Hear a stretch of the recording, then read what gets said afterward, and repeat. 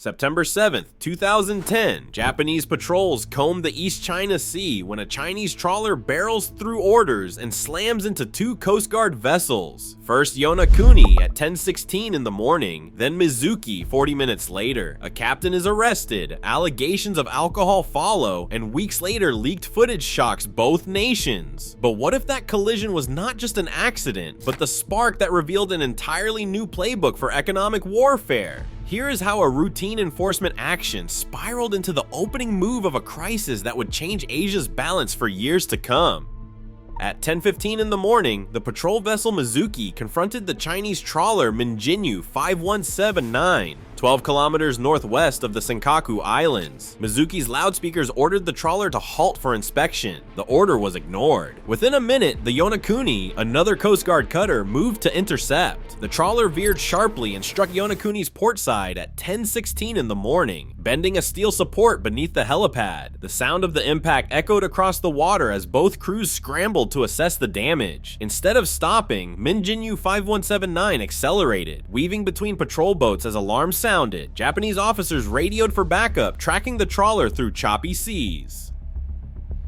For 40 minutes, the chase threaded through contested waters, patrol ships maneuvering to contain the trawler swerving in defiance.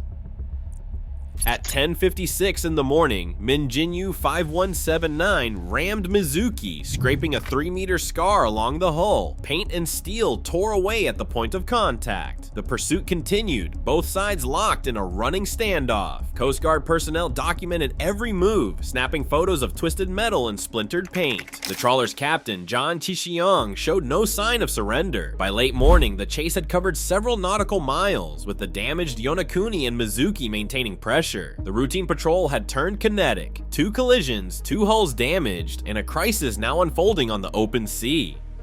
By the early hours of September 8th, 2010, the pursuit reached its end. At precisely 2:03 a.m., Japan Coast Guard officers boarded Minjinyu 5179 and took Captain Zhan Qixiong into custody. The official intake record at Ishigaki lists obstruction of public duty as the charge. 14 crew members were detained as witnesses. Officers noted a strong smell of alcohol on Zhan's breath, a detail entered in the boarding log but never followed by a public test result. The trawler and its crew were escorted under guard to the Ishigaki detention facility, where the captain's personal effects and the vessel's navigation logs were cataloged for evidence. Chain of custody became a matter of record. Every step from the initial boarding to the transfer at Ishigaki was documented in Coast Guard intake forms and procedural logs. The physical evidence, including hull damage and navigation records, was secured for prosecutors. For weeks, the official narrative remained tightly controlled, with the Japanese government refusing to release the incident footage, citing diplomatic sensitivity and ongoing legal review. That silence broke on November 4th, 2010. An anonymous user calling themselves Senkaku 38 uploaded a 44-minute video to YouTube. The footage drawn from Coast Guard cameras showed Minjinyu 5179 veering toward the patrol ships and making contact, first with Yonaguni, then with Mizuki. The video's metadata and timestamp overlays matched the official logs. The leak ignited a firestorm, exposing the raw details of the collisions to a global audience and forcing both governments to confront the power of information in shaping public perception.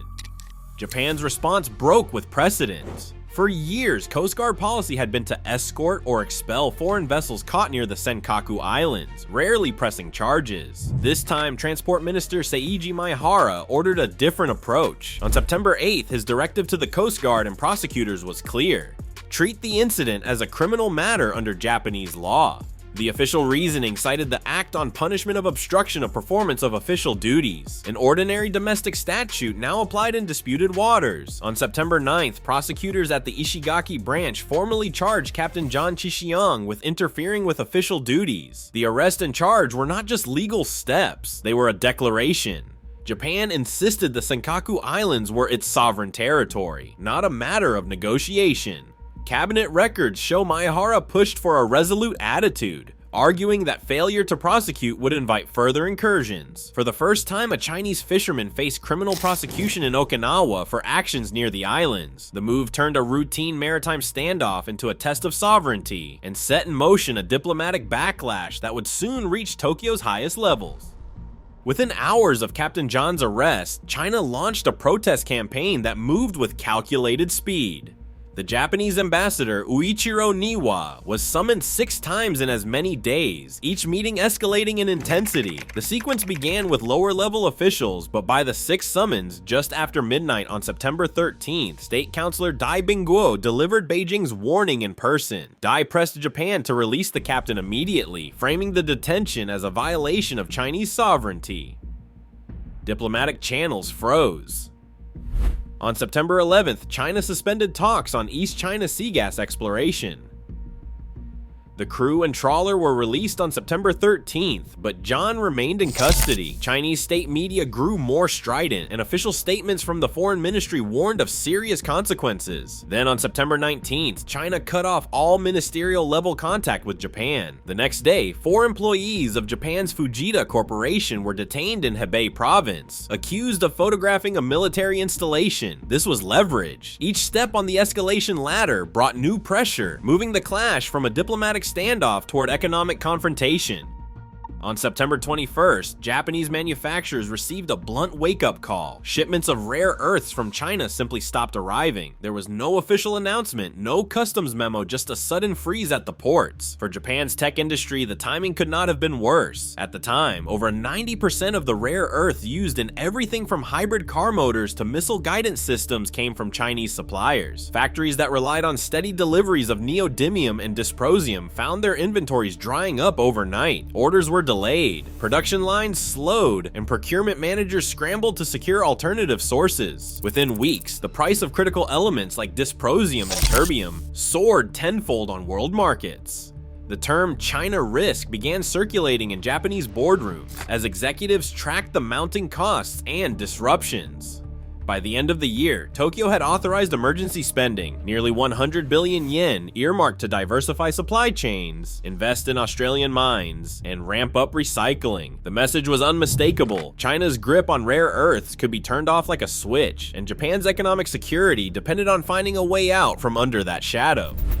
On September 22, 2010, Premier Wen Jiabao stood at the United Nations and delivered an ultimatum that Japan must release Captain Zhan Qixiong immediately and unconditionally or face consequences. The message was not lost on Tokyo. 2 days later, after 17 days in detention, Japanese prosecutors dropped the case. Zhan was released without charge and flown home on a government charter. The reaction in China was jubilant. Zhan arrived in Fuzhou to a hero's welcome, greeted by banners and applause. On state television, he declared that the Jiaoyutai Islands are part of China. He said he went to fish, and that was legal. He also said that those people grabbed him, and that was illegal. In Japan, the mood was very different. Lawmakers denounced the decision as capitulation. Prime Minister Khan's approval ratings tumbled, and critics called the release a humiliation. But the consequences reached far beyond public opinion. Beijing had learned that coordinated pressure, diplomatic, economic,